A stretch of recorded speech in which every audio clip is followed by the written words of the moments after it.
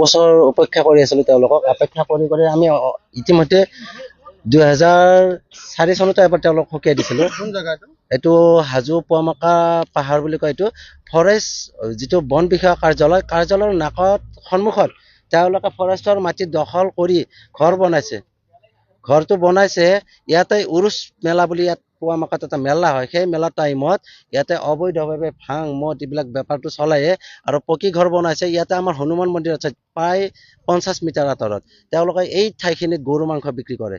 ক'ৰ পৰা আহিছে ব্যক্তিগত? এইবিলাক অসমৰ বিভিন্ন ঠাইত য'ত বেছি আছে, মিয়া সম্প্ৰদায়ৰ মানুহ আছে, বৰপেটা, বৰহী, শনিয়াদি এইটো চাইডৰ পৰা আহিছে। আহি ইয়াতে তেওঁলোকে বন বিভাগৰ মাটি আজি আমি স্মাৰক পত্ৰ দিছোঁ। আমি 7 দিনৰ সময়সীমা বান্ধি দিছোঁ।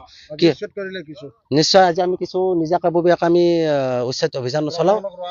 নাই, এইবাৰ পৰা আমি নিজে কৰিম। প্ৰশাসনে কিমান চাব আৰু তেওঁলোকতোতো 7 দিনৰ সময়ত তেওঁলোকক সময়সীমা বান্ধি দিছোঁ। যদি নকৰে, কাৰণ এই জাতিটো হ'ল আমাৰ পৰিৱেশ যিটো ধ্বংস কৰি আছে।